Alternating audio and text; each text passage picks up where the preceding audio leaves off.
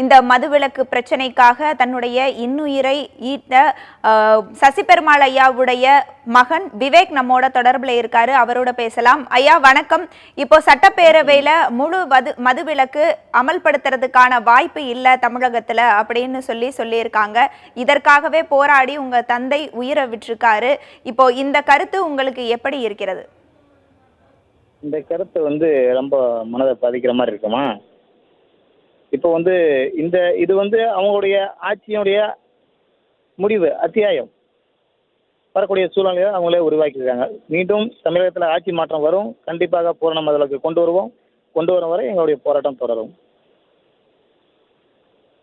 தவிர்த்து அரசியல் அப்படிங்கிறத தாண்டி பொதுமக்கள் கிட்ட இந்த முழு மதுவிலக்குக்கு எந்த அளவுக்கு ஆதரவு இருக்கு? ஏன்னா தொடர்ச்சியா நீங்க மக்களை சந்திச்சுக்கிட்டு இருக்கீங்க, தொடர்ச்சியா அதற்காக போராடிக்கிட்டு இருக்கீங்க.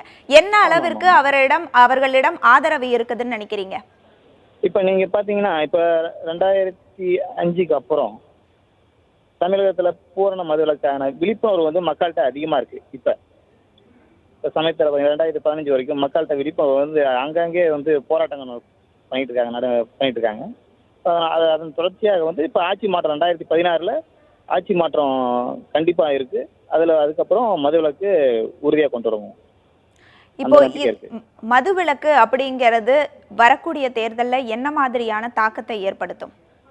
ஆட்சி மாற்றமா இப்ப இருக்க ஆட்சி கண்டிப்பாக முடிவுக்கு வரும்.